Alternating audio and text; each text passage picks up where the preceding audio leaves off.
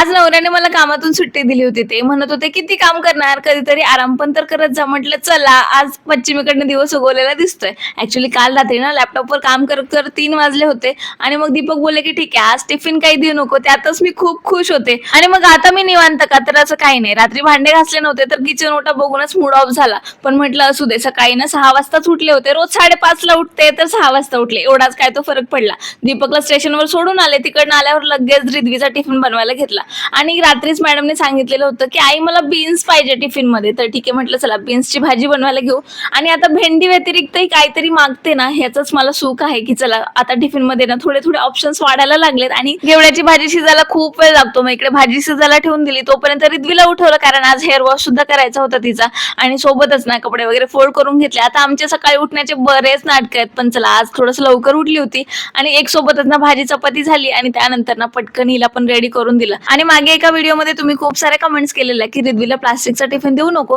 तर रिद्वी ना हा स्टीलचा टिफिनच रोज घेऊन जाते. पण जेव्हा इडली चटणी असते ना त्यासोबत सांबर किंवा चटणी यातून ना लीक होते, त्यामुळे तिला तो प्लास्टिकचा टिफिन दिला होता. अदरवाईज ती रोज हाच टिफिन नेते. तिला स्कूलला सोडून आले, त्यानंतर संध्याकाळी बाहेर निघालो होतो, तेवढ्यात ना हे मोठं वाढवा होता राहिला. ऍक्च्युली झालं असं होतं की आम्ही बाहेर जातो म्हणून दीपक गाडी क्लीन करत होते आणि अचानकच ना नंबर प्लेटच सुटली. ऍक्च्युली रिद्वीने अगोदर ही फोल्ड केलेली, त्यामुळे कदाचित त्याचा तुकडा पडलेला असावा आणि तरीही दीपक ती पुसत होते. मग ते तुटलेलं जे पत्रा आहे ना तो त्यांच्या हाताला लागला आणि भरपूर लागलेलं. नशीब जास्त कट झालं नाही. आज दुपारी ना माझं एक पार्सल रिसीव झालं होतं. आता तुम्हाला तर माहितीये की मागे 1-1.5 महिन्यांपूर्वी मी रिंग लाईट ऑर्डर केलेला, जो डिफेक्टिव्ह निघाला आणि बरीच प्रोसिजर केल्यानंतर तो रिटर्न केला आणि माझ्या असं लक्षात आलं ना की रिंग लाईटचा लाईट माझ्या घरासाठी अपुरा होता आणि आता सध्या पावसामुळे बाहेर एवढा अंधार आहे ना आणि घरातल्या लाईट मध्ये अजिबातही प्रॉपर व्हिडिओ शूट होत नाही, म्हणून मी हा एलईडी पॅनल ऑर्डर केला होता, जो की आता बेस्ट असणार आहे असं मला वाटतंय. आणि यासोबत ना स्टँड आलं नव्हतं. मग ऑनलाईन मी हा स्टँड चेक केला, पण त्याची डिलिव्हरी डेट 7-8 दिवसांनंतरची होती. म्हटलं तोपर्यंत मी काही हातावर हात ठेवून बसू शकत नाही, कारण ऑलरेडी मागच्या 2 वीक पासून ना माझे व्हिडिओज रेग्युलर येत नाहीये.